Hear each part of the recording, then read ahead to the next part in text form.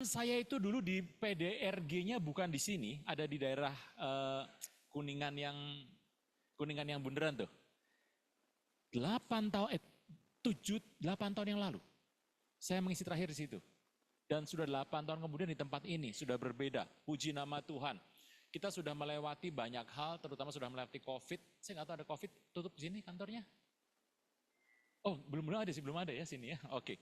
Bapak Ibu, saya mengerti bahwa ada banyak hal hari-hari yang terjadi. Saya mengerti bahwa situasi tahun 2025 adalah tahun yang baik untuk kita nikmati bersama. Bapak Ibu, saya tuh pernah kos daerah Karet. Jadi Kuningan, Karet, Kuningan, Gatot Subroto, dan Kuningan, Gatot Subroto, dan Tamrin. Itu Jenderal Sudirman adalah merupakan segitiga Kuningan. Bapak Ibu, waktu saya ngekos di sana, saya masih kuliah di Atmajaya waktu itu. Waktu saya lagi baca kitab hari itu, saya menemukan sebuah ayat yang terus dalam Yohanes 8. Waktu saya membaca ayat itu, saya bertanya-tanya, sebetulnya Yohanes 8 itu kan adanya cuma di Yohanes 8 ya. Tidak ada di kitab Matius, tidak ada di Injil Markus, tidak ada di kitab Lukas, cuma ada di Yohanes 8 itu ya di kitab Yohanes saja. Nah, waktu saya membaca itu, kemudian saya tuh berusaha mencari tahu, apa sih yang terjadi dari Yohanes 8, judulnya perempuan yang berzina. Bapak Ibu, waktu saya melihat di sana, Tuhan itu menulis di tanah tuh ceritanya. Waktu Tuhan nulis di tanah, saya ingin bertanya-tanya sebetulnya pada hari itu, apa sih yang Tuhan tulis? Hari ini kalau Anda buka YouTube, itu banyak sekali peristiwanya juga dibahas. Tetapi hari itu sekitar 30 tahun yang lalu ya Bapak Ibu, 30 tahun yang lalu, saya tuh bertanya-tanya sebetulnya Tuhan tulis apa. Waktu saya membaca itu, saya merasa bahwa ini tulisan Tuhan itu apa? Tuhan ini tulis di tanah 2 kali. Ada yang bilang, saya membaca dari literatur bahwa Saint Augustine, kalau Bapak Ibu ngerti Saint Augustine, mengatakan Tuhan gak nulis apa-apa, dia cuma coret-coret aja. Karena Tuhan tuh yang tahu segala sesuatu, Tuhan adalah Tuhan yang besar, dia yang membuat hukum, so dia gak nulis apa-apa, dia cuma coret-coret saja, asal-asal nulis saja, itu pertama. Tetapi kemudian saya membaca lagi, ada yang mengatakan dari Saint Jerome, Jerome itu yang membuat kitab dari Ibrani ke bahasa Latin. Jadi hari itu namanya Saint Jerome. Dia menulis, dia mengatakan bahwa sebetulnya Tuhan itu menulis nama-nama orang ahli Taurat dan orang Farisi. Namanya semua ditulis sana. Wah, ngeri juga. Saya merasa, wah ini tulisan Jerome ini kemungkinan betul. Kemudian saya juga melihat ada banyak lagi yang, oh tidak, Tuhan tuh menulis sebuah 10 hukum Torah. 10 hukum Torah, Bapak Ibu tahu ada di 2 loh, di situ ada 4 dan ada 6 ditulis Tuhan. Saya mengatakan kemungkinan juga betul. Tapi teman saya kemudian datang kepada saya dan berkata, kamu nih lihat begituan aja. Yang Tuhan tulis dari kitab Daniel. Apa yang dia tulis? Menek, tekel, ufarsin. Anda pernah baca? Halo, udah pulang semua. Tekel, ufarsin. Numbered, weighted, division. Jadi numbered, dihitung 2 kali. Weighted, tekel, weighted, ditimbang, division, dipecah. Peresh itu mengambil kata dalam bahasa, Farsin adalah bahasa jamaknya dalam bahasa Persia.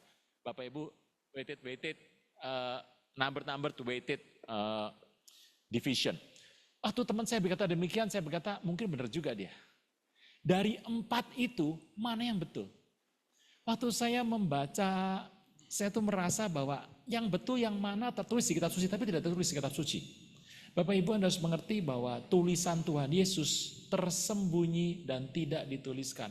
Tapi kalau saya membaca kitab berulang-ulang, saya kemudian mengetahui bahwa Tuhan Yesus datang dan disebut dengan Mesias. Bapak Ibu kalau Anda buka YouTube hari ini, Anda akan menemukan debaters Kristen melawan debaters dari kubu sebelah sana.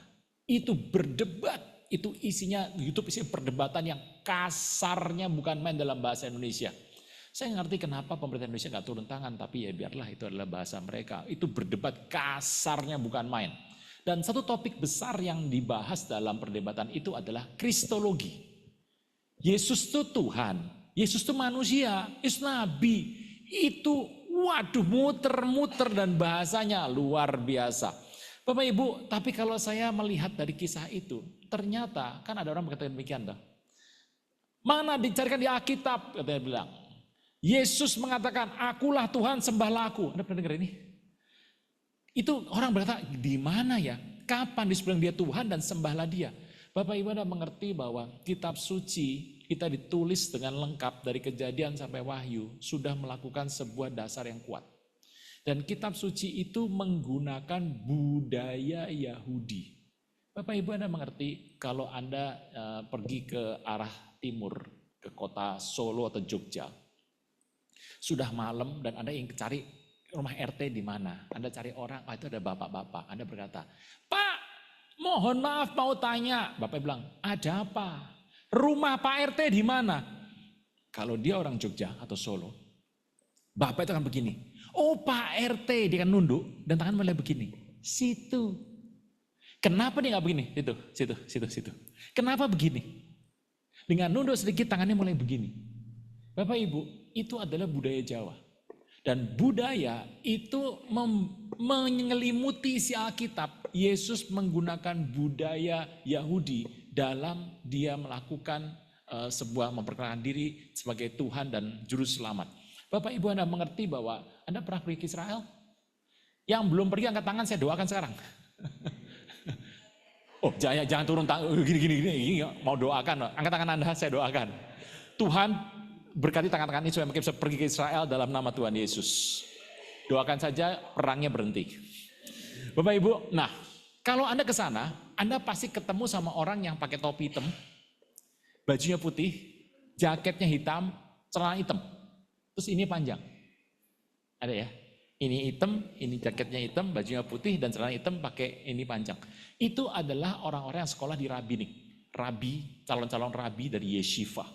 Bapak Ibu itu mengerti kalau Anda menjadi orang yeshiva, Anda sekolah di sana, mereka punya banyak aturan. Aturannya banyak banget, tapi satu dari aturan itu kalau Anda sekolah di sana, Anda harus mencari seorang partner berdua. Partner ini harus menjadi partner Anda seumur Anda belajar yeshiva. Untuk apa partner ini? Kenapa berdua-dua? Firman Tuhan berkata Tuhan mengutus muridnya berdua-dua. Kenapa berdua? Berdua itu mereka akan belajar topik dari Torah yang dalamnya bukan main. Mereka akan bertanya, jadi bertanya, dijawab, bertanya, berjawab. Saling bertanya sehingga pengenalan mereka akan firman Tuhan semakin dalam dan semakin dalam, semakin dalam. Bapak Ibu, itulah yang dibuat sebagai pola pikir orang Yahudi. Makanya Tuhan Yesus pernah ditanya seorang Farisi sama ahli Taurat. Dari mana kuasamu? Dari sorga atau dari bumi? Tuhan Yesus berkata, kamu tanya sama saya mau tanya sama kamu dulu. Saya tanya sama kamu jawab sama saya, nanti saya jawab. Baptisan Yohanes dari manusia apa dari Tuhan? Dari sorga atau dari bumi? Mereka berembuk dan berkata, kalau kita bilang dari sorga, dia pasti bilang, kenapa kamu gak percaya sama aku? Tapi kalau kita bilang dari bumi, waduh cari masalah, ini orang-orang bisa lempar kita dengan batu dong. Kita bilang saja kita gak tahu apa-apa. Kami gak tahu jawabannya. Tuhan berkata, kamu gak tahu jawabannya. Aku juga akan jawab pertanyaan kamu kepada aku dan aku gak akan jawab.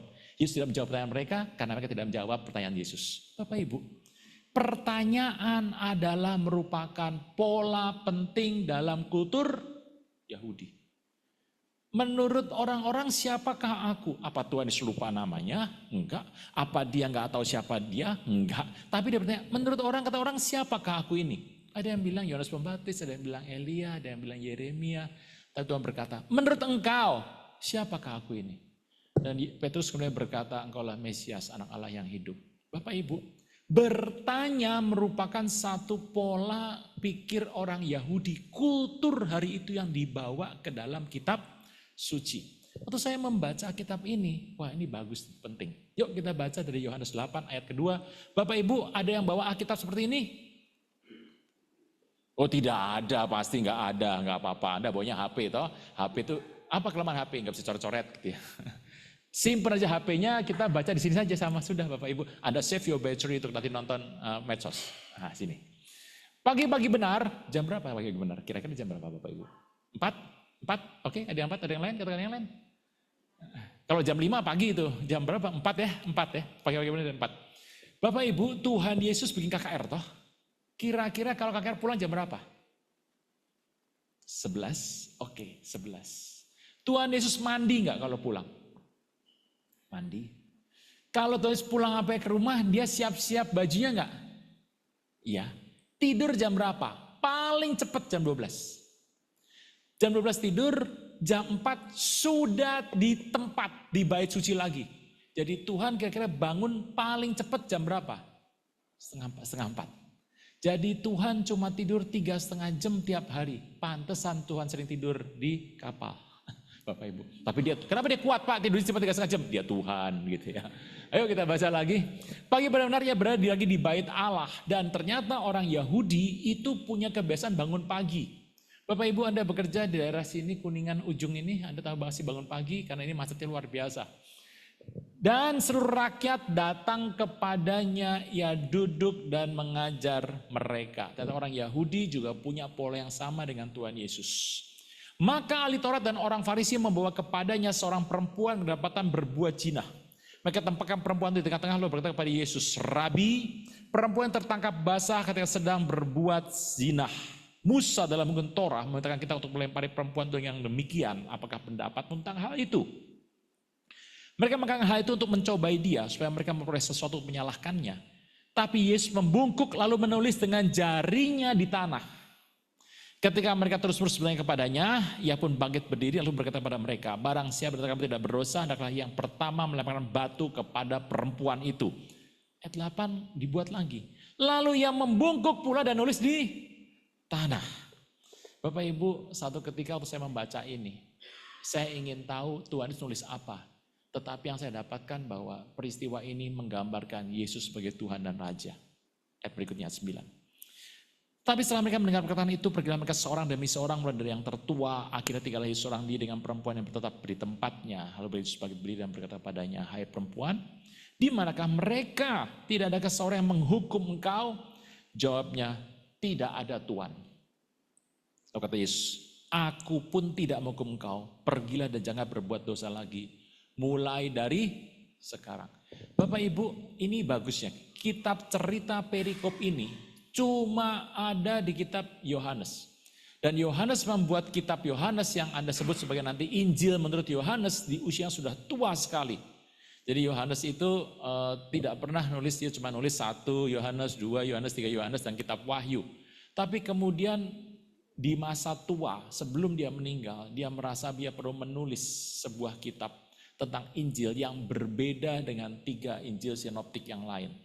Dia tulis kitab Yohanes, dan di dalam kitab Yohanes yang Anda kenal sebagai kitab Yohanes itu, dia menulis tentang jati diri Tuhan Yesus sebagai Tuhan, Mesias dan Raja. Bapak Ibu, ini yang penting. Kalau sebagai Mesias, firman Tuhan mengatakan sebagai Mesias ada salah satu tugas adalah dia harus menggenapi peristiwa dari PL.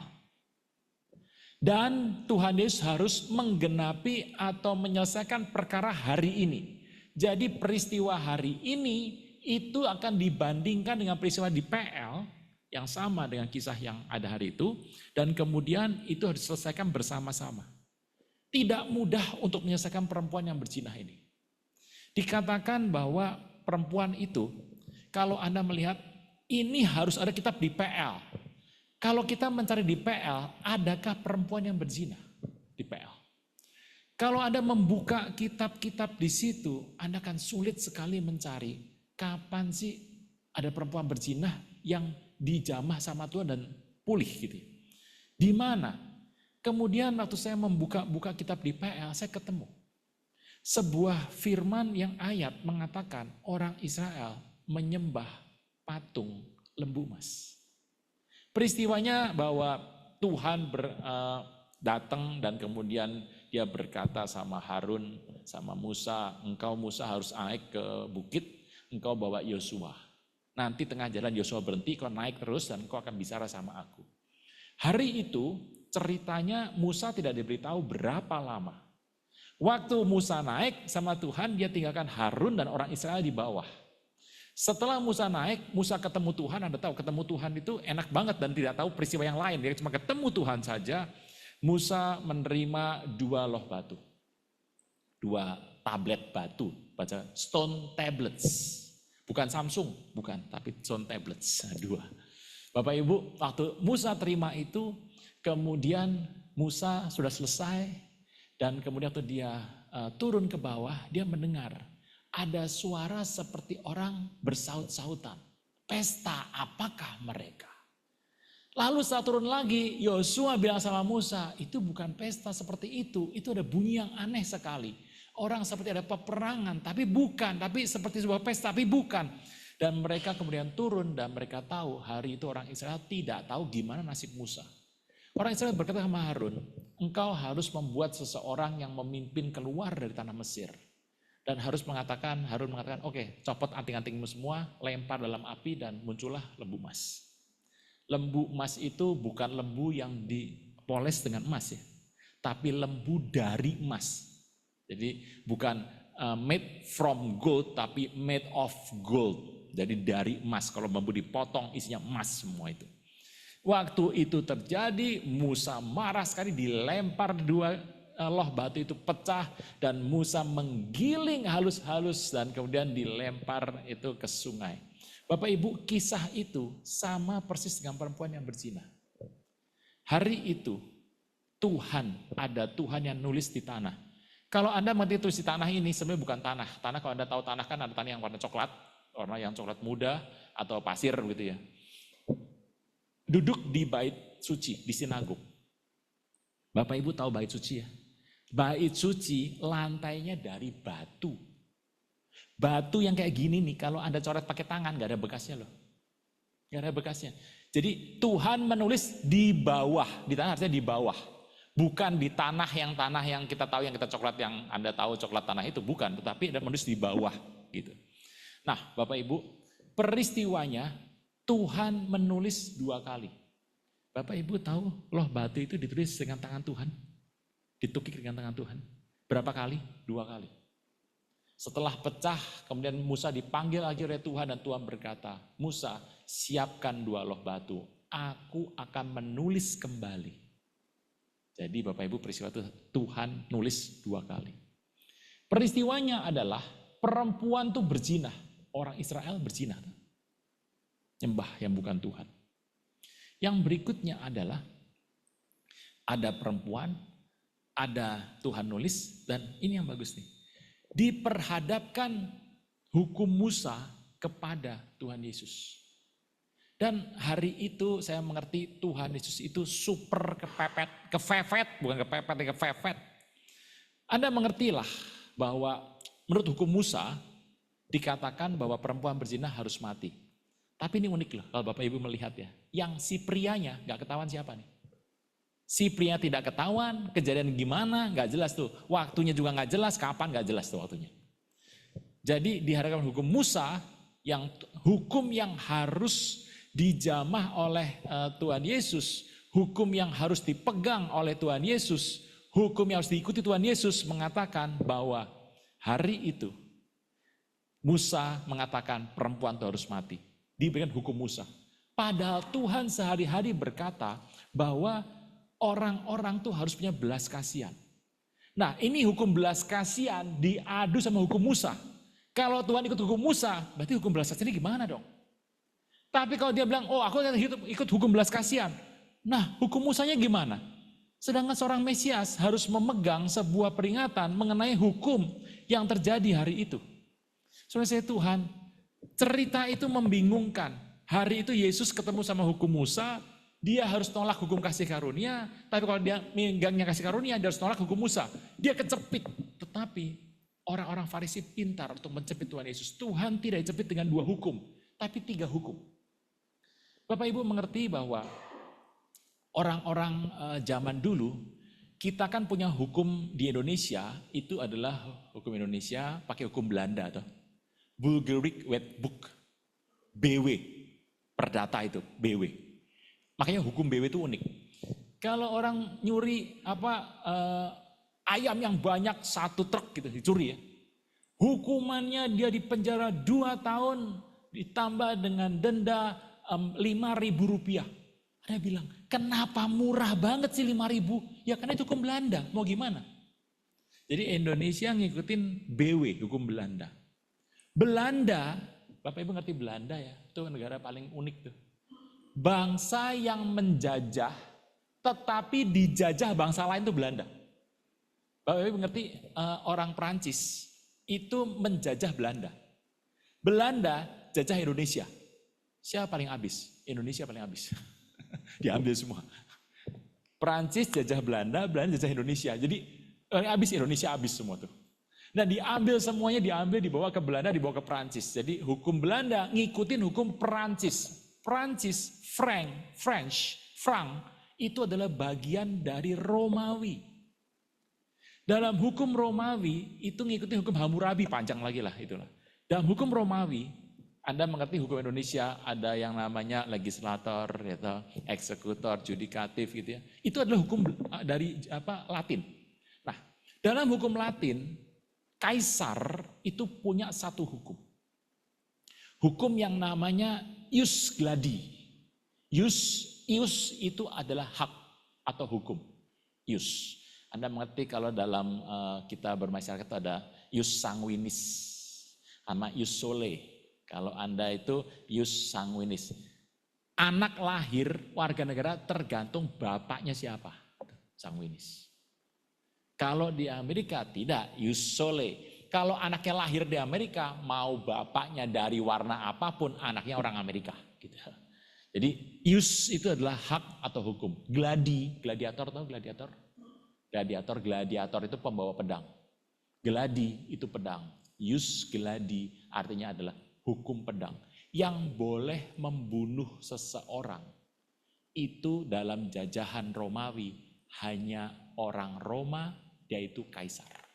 Orang biasa tidak boleh membunuh orang. Jadi kalau membunuh orang gimana hukumannya? Oh berat. Bapak Ibu mengerti satu ketika orang Farisi pernah bertemu sama Pilatus dan berkata, menurut hukum kami tidak diperbolehkan membunuh orang. Bapak Ibu pernah tahu ya, tidak boleh membunuh orang tuh. Nah waktu itu terjadi, kalau Anda berkata, Bapak salah Pak. Anda tahu Stefanus? Stefanus itu meninggal karena dilempari batu sama orang-orang Farisi dan ahli Taurat. Dilempari batu tuh. Itu yang bunuh siapa? Orang Yahudi itu. Nah itu boleh bunuh Pak. Bapak bisa lihat ayatnya. Saya bagikan sebentar ya ayatnya ya. Nah, ini bagus nih kisahnya. Dalam Kisah Rasul ke-8. Kisah Rasul ke-8 ayat yang ke-2. 1b. Setelah Stefanus dibunuh, pada waktu itulah mulai penganiayaan hebat terhadap jemaat di Yerusalem. Mereka semua kecuali Rasul tersebar seluruh daerah Yudea dan Samaria. Waktu Stefanus dibunuh, beritanya sampai kepada Pontius Pilatus. Pilatus perintahkan untuk mengeksekusi orang-orang yang membunuh Stefanus. Tapi masalahnya adalah orang tidak tahu yang mana orang Kristen, yang mana orang Yahudi. Lalu aduk-aduk terjadi penganiayaan besar di Yerusalem. Bapak Ibu itu peristiwanya. Jadi orang Yahudi nggak boleh membunuh seseorang tanpa melewati sidang. Paulus kan berkata, mau disesah dia berkata, boleh kamu nggak boleh mukul orang Roma lu. Yang mukul kaget, hah kamu orang Roma? Gitu. Nah Bapak Ibu, ius gladi seperti itu. Nah karena jajahannya besar sekali, kaisar memberikan hak itu kepada prokurator atau gubernur. Jadi yang bisa membunuh seseorang adalah Pontius Pilatus, wali negeri Judea. Bapak Ibu, peristiwa itu bagus sekali. Tuhan dicepit dengan hukum Musa, dicepit dengan hukum kasih karunia, dicepit dengan ius gladi. Kalau Tuhan katakan membunuh, ikut hukum Musa, dia jadi mengikut Mesias toh, tapi Mesias itu akan dibunuh oleh ius gladi. Jadi kecepit betul Tuhan Yesus hari itu dan tidak ada sepertinya jalan keluar.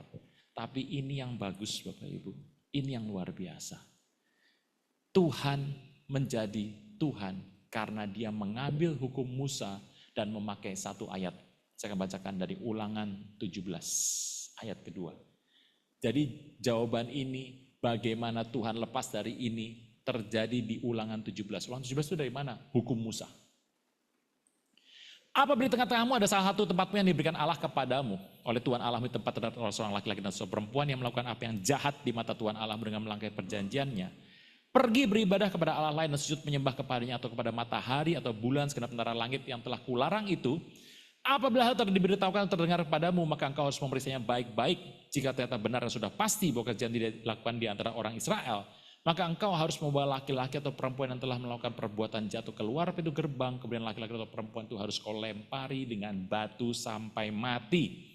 Atas serangan 2 atau 3 saksi haruslah mati dibunuh, orang yang dihukum mati. Atas serangan 1 orang saksi saja janganlah dihukum mati. Saksi-saksi itulah yang pertama-tama menggerakkan tangan mereka untuk membunuh dia. Kemudian suruh rakyat, demikianlah harus kau hapuskan yang jahat dari tengah-tengahmu. Ayat ini Tuhan Yesus pakai. Dia berdiri dan berkata, siapa di antara kalian semua yang merasa tidak berdosa, ambil batu lempar pada perempuan ini. Kemudian Tuhan santai lagi di tanah.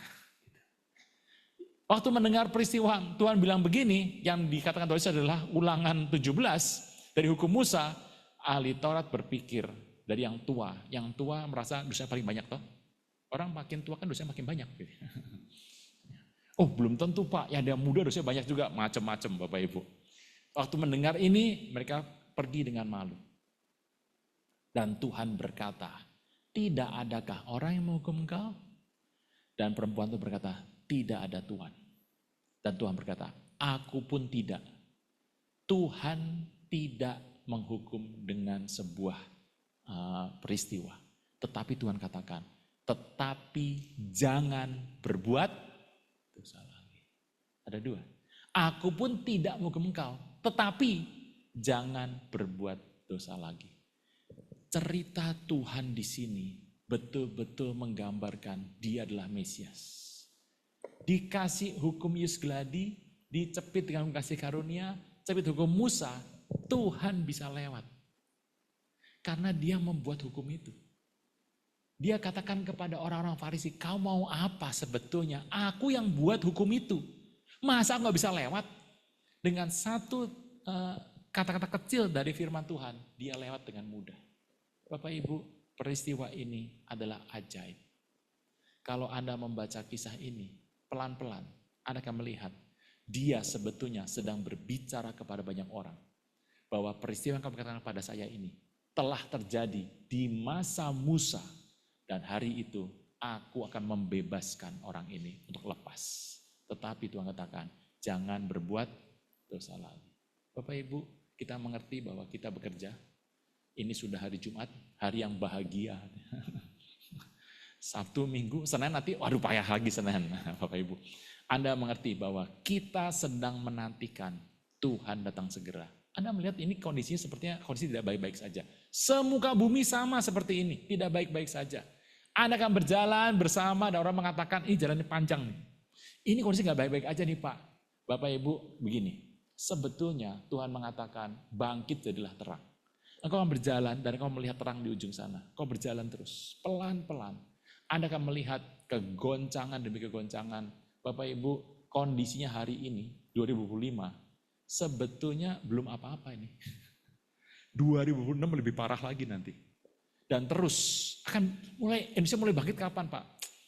Mungkin awal 2028 ya. Kondisi mulai membaik 2028. Kan kondisi kan begini, salah begini, di muka bumi. Nah kebetulan kita sekarang sedang di bawah nih. Bapak Ibu, mau baik, mau tidak baik, kondisinya engkau harus dapatkan Tuhan beserta dengan Anda. Anda bekerja, puji nama Tuhan. Tetapi ingat satu hal, Tuhan berikan pada Anda dan saya satu tugas. Tugasnya apa Pak?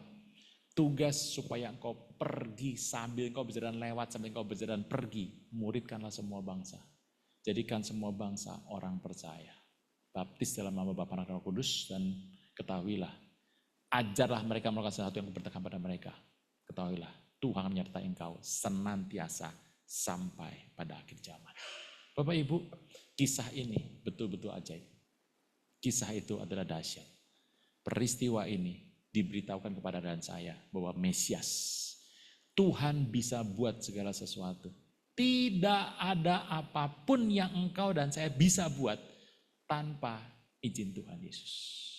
Anda harus mengerti peristiwa ini dan Tuhan katakan hari ini, akulah yang membuat semua terjadi. Tidak ada sesuatu bisa terjadi tanpa sepengetahuanku. Sebab Tuhan adalah Mesias yang hidup, yang Anda sembah dan kita sembah. Terpujilah nama Tuhan. Amin. Kita berdoa Bapak Ibu. Bapa, dalam nama Tuhan Yesus, anugerah-Mu limpah lebih dari cukup dalam hidup ini. Kami percaya hari ini bahwa Engkau berikan sama kami anugerah yang besar. Engkau terus mengatakan kepada kami di hari-hari supaya kita tidak takut dan kita terus berjalan dalam terang ilahi. Kemanapun kami melangkah, Tuhan bersama dengan kami. Kami percaya Tuhan Yesus, kami cakap menanggung segala sesuatu karena Engkau bersama dengan kami. Kami percaya hari ini kami akan pergi, kami akan memegang iman kami kuat-kuat karena kami tahu Tuhan mengatakan hal itu. Kami percaya bahwa Engkaulah Raja, segala Raja yang hidup dan berkuasa sepanjang segala masa. Dalam nama Tuhan Yesus, yang percaya diberkati sama-sama boleh berkata, amin.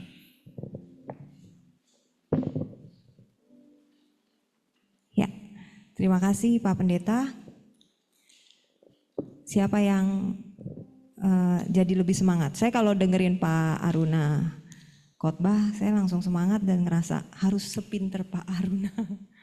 Biasanya pakai pulpen ya Pak ya.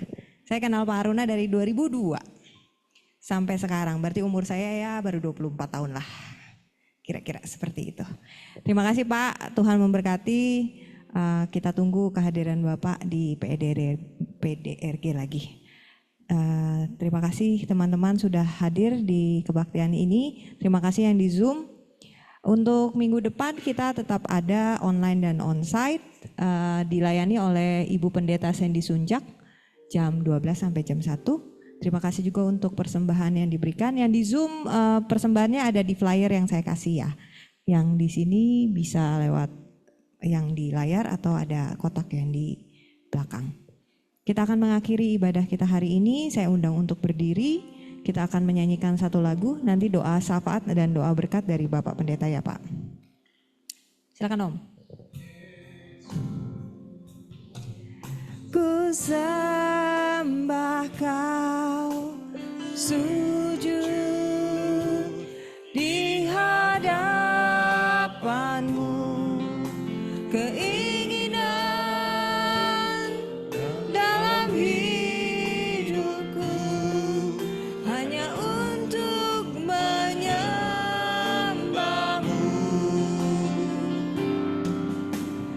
Yesus, ku sembah Kau, sujud di hadapan-Mu. Keinginan dalam hidupku hanya untuk menyembah-Mu. Keinginan dalam hidupku hanya untuk menyembah-Mu.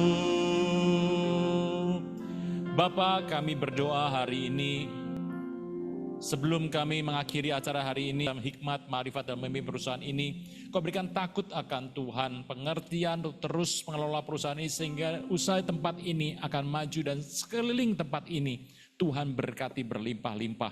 Tuhan Yesus, untuk Raja Wali Group dan semua perusahaan di bawahnya, pemimpin, jajaran manajemen, staff dari ujung atas sampai yang bawah, semua diberkati berlimpah-limpah. Semua klien yang ada urusan ke tempat ini Tuhan berkati sehingga masalah bisa tuntas. Kami percaya Tuhan hadir tempat ini, berikan takut akan Tuhan terjadi di gedung ini.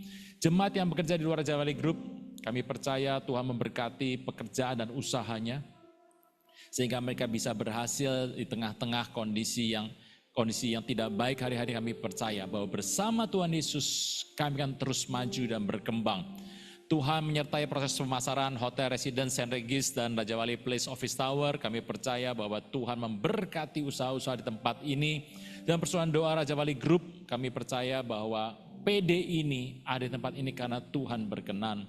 Tuhan tampilkan orang-orang yang takut akan Tuhan, yang punya hikmat, berikan pengertian dan berikan takut akan Tuhan atas orang-orang di PD ini sehingga mereka keluar dan menjadi satu tumpuan berkat dan menjadi satu panutan supaya mereka bisa diikuti oleh orang-orang yang ada di usaha di tempat ini. Kami percaya tangan Tuhan akan terulur atas mereka dan menguatkan hati mereka dan iman mereka.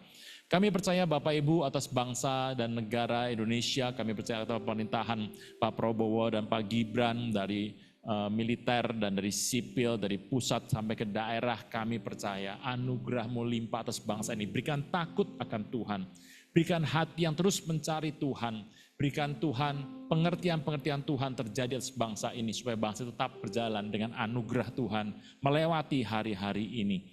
Kami mengerti Tuhan Yesus, anugerah-Mu limpah dalam hidup kami. Kami percaya kami terima anugerah yang besar sebab kami kembali pada perjalanan kami, pada tugas kami, perjalanan kami berikutnya. Kami percaya tangan Tuhan menyertai kami senantiasa sampai akhir zaman.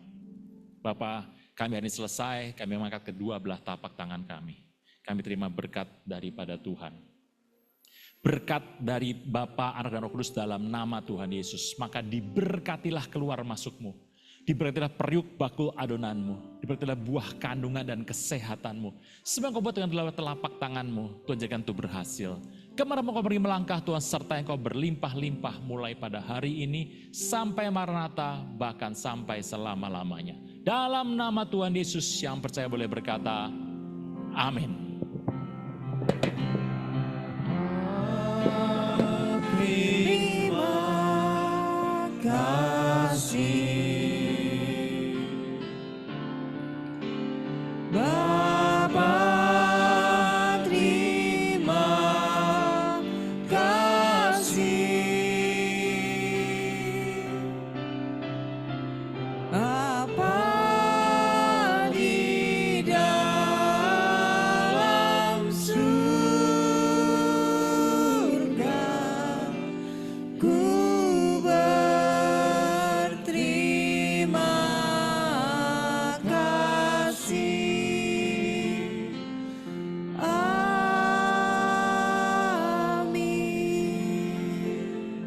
Silakan duduk, kita akan bersaat teduh sejenak.